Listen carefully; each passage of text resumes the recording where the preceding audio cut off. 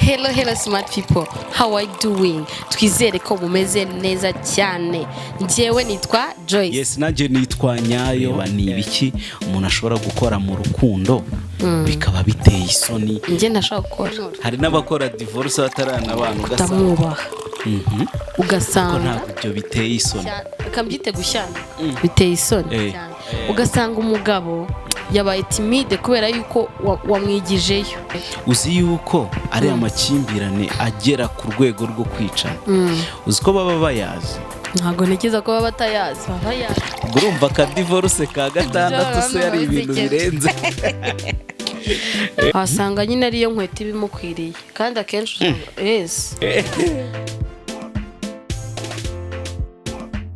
Yes, uyu munsi rero ikintu tugiye kuganiraho, hari ibintu byinshi abantu bakora bikaba biteye isoni cyane no mu rukundo nuko.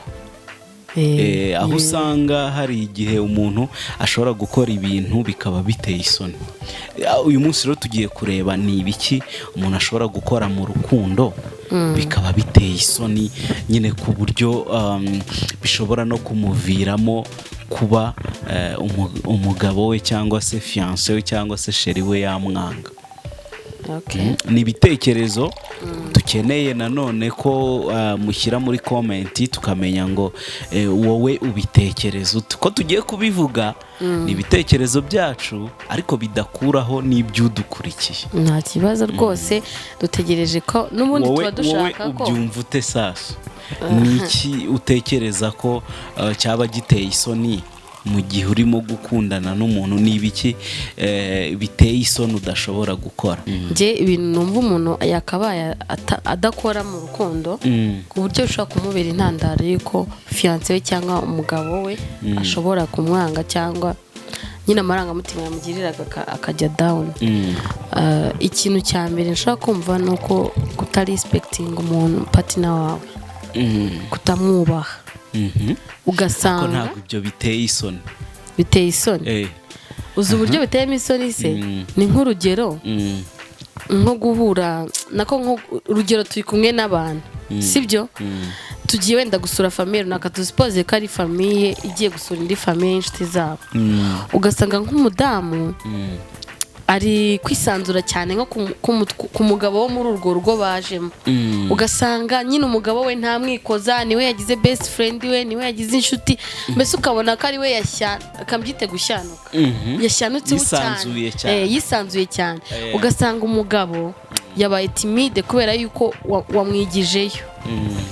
Icyo gihe ntabwo urimo kumwubaha. Ntabwo uri kumwubaha cyane, n'ubu uri kumwubahisha. N'ubu uri kumwubahisha. Ibyo rero bishobora gutuma agutekerezaho ibintu bitari byiza, biri negative.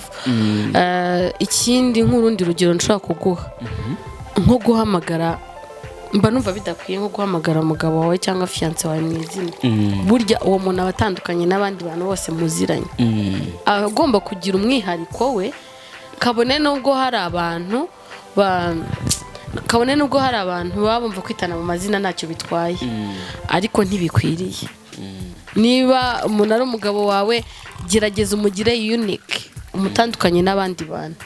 Icyo gihe iba ari respect burimo kumuhereza, burimo kumwubaha, buri kumwubahisha, ku buryo naho mwajya hariho hose umuntu ushobora kubumva cyangwa kubabona ahita abibona ko muri couple. Ibikorwa bikoze isoni umupatina wawe, umugore wawe, urugo rwawe cyangwa se urugo rwawe. Tekereza umwana muba muzabyara naza agasanga mama yarijije papa atanamukubise.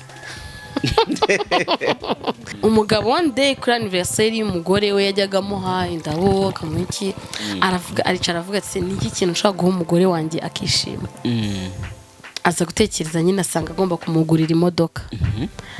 Noneho umugabo atumira inshuti ze mu rugo, imodoka ihari.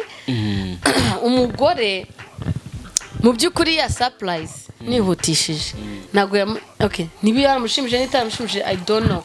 We yabonye imodoka aho, ariko ntabwo yigeze, umugabo ntabwo yari ataramuha konaki. Umugore ratangira kumwandagaza mu bantu, amusebye ngo we nguri gicucu wowe, nta nubwo ureba ukuntu basesagwa umutungo w'urugo. Mbese ubona ko nyine atamwubahishije imbere y'abo bagabo. Mu by'ukuri uwo mugabo nubwo yakihagararaho aba yasebye imbere y'abagabo bagenzi be. Uzi ko icyo kintu ushobora gukorera umugabo gishobora gutuma akuzinuka ubuzima bwe bwose cyane, kandi yaje kugira abajyanama ati tandukana n'uriya mugore ntabwo uzamushobora. Baje gutandukana, umugore mu rukiko baramubwira ati se muragabana gute, cyangwa abana ninde ubatwara? Ati yari Slay Queen, ariko ubwo yari afite abantu bamushuka, yari afite umugabo w'inshoreke wamushukaga, yumvaga ko nyine uko yakitwara kose afite aho agomba kujya. Ako arangije ukuntu yasubije, yaravuze ngo njye naje njyenyine, nzanagenda njye, nta mwana nigeze nzana.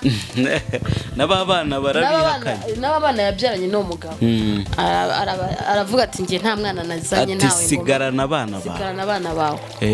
Uwo muntu usuzugura gutyo, babandi bagushuka baba ari babantu baje mu buzima bwawe bafite icyo batagetinze, nibamara kwacivinga ya tageti yabo bazagenda.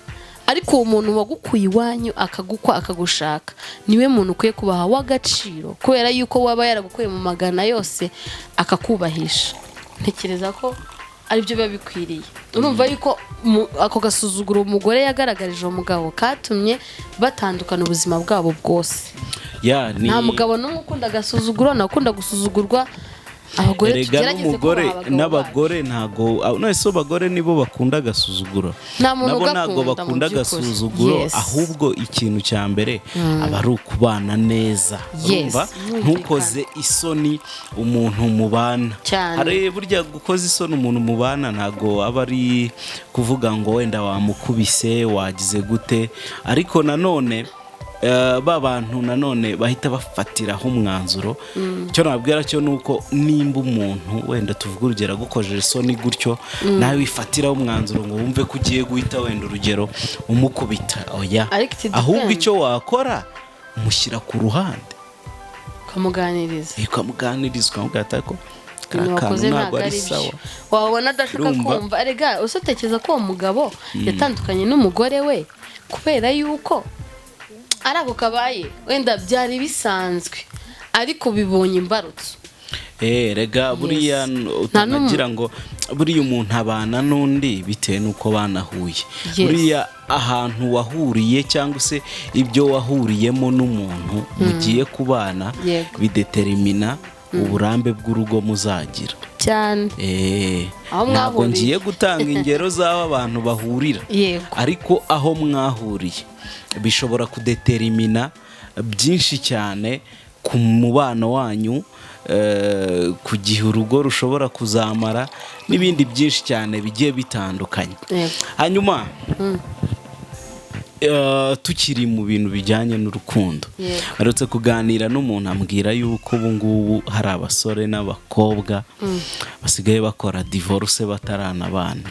Rumaze kuvuga ku bijyanye na divorce, hari n'abakora divorce bataranabana, ugasanga umukobwa cyangwa umuhungu agiye kurongora amaze gukora divorce 5.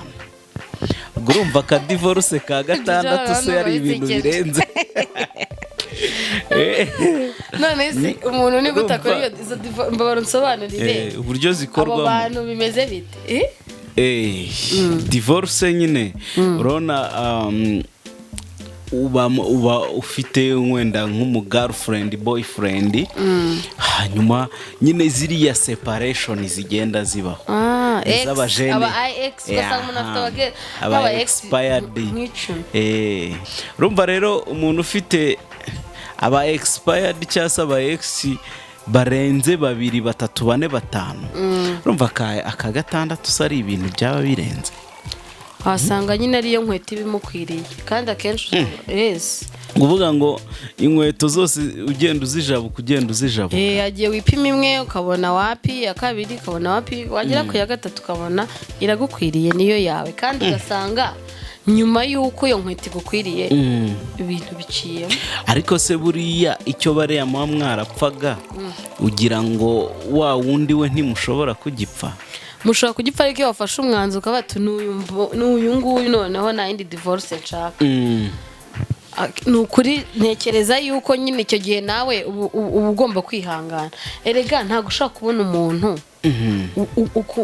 ntabwo ushaka kubona umuntu wujuje ibyo ushaka 100%. Byibuze niba ari ntabwo bishoboka, hagomba kubaho n'utwo wihanganira. Niba ari criteria 7 ukabona yujujemo 5 kandi ukabona 2 za kwihanganirwa, niyo mpamvu bavuga ngo ntazibana zidakomanya amahembe. Exactly. Rero ni ukuvuga ngo kwihangana byo ni ibintu biba bigomba kubaho cyane, ariko nanone hari igihe kigera kwihangana bikanga, ariyo mpamvu nyine izo expiration zibaho. Ariko iyo mwageze mu rugo urumva ubutegetswe gukora iki? Umuntu mubana ni umuturanyi wawe wa hafi, ndabyumva, ariko ubutegetswe kwihangana. Hari ibyo rwose ugomba kwihanganira, noneho mukanabiganira instead yo kuvuga ngo reka mfate umwanzuro duseparating. Ahubwo uramwicaza ukamuganiriza ukamubwira ati ariko iki birambangamira. Yego. Ukumva wenda arabyumva, uwo muntu ubyumva, bishatse kuvuga ko ibyo bintu bigiye no guhinduka. Bishatse kuvuga ko ahubwo abakeneye kubaka.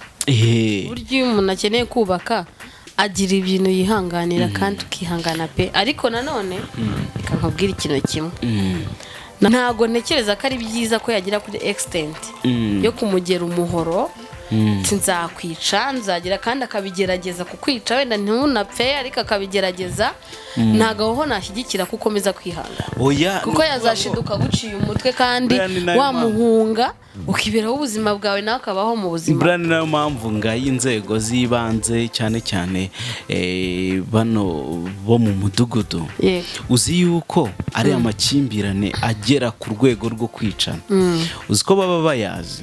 Ntabwo ntekereza ko baba batayazi, baba bayazi, ariko bagakomeza ko akunda Abanyarwanda tuvuga ngo tugerageze ngo nabunze bakongera. Ibyo rero nibyo bigera kuri level yo kuba abantu bakwicana. Ariko ntabwo bikwiriye. Abayobozi b'inzego z'ibanze mujye mugerageza gutanga amakuru hejuru. Icyo kintu gishakirwa umuti nimba abantu mubona ko bazanicana, mu by'ukuri nta mpamvu yo kugira ngo mwavutse ubuzima undi. Uba ugomba kugira gushaka igisubizo kirambye nk'abayobozi, ugasanga mugomba kubibwira abantu babakuriye mu murenge byananirana bikajya nako bikava mu mudugudu bikajya mu kagari, bikava mu kagari bikajya ku murenge. Ntabwo bizabura igisubizo. Abo bantu baba bakwiriye gutandukana mu by'ukuri, aho kugira ngo mwavutse undi ubuzima bwe undi bakabaye batandukana. Ndumva ariko mbyumva ngewe. Akareka tugasoreza ahangaha. Yego.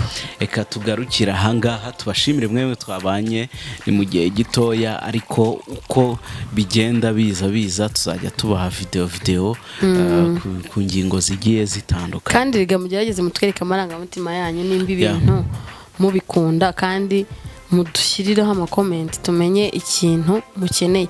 Muduhe n'ibitekerezo by'ikintu tugomba twaganira, mutubwire abantu tugomba kuzabatumirira kugira ngo dukomeze kubanezeza nk'abakunzi bacu. Hello smart people, how are you doing? Twizere ko mumeze neza cyane.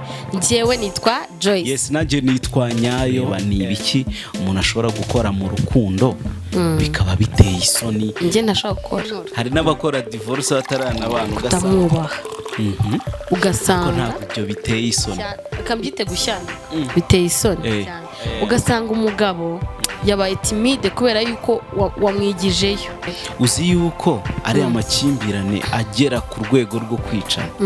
Uzi ko baba bayazi? Ntabwo ntekereza ko baba batayazi, baba bayazi. Urumva ka divorce ka 6 se ari ibintu birenze.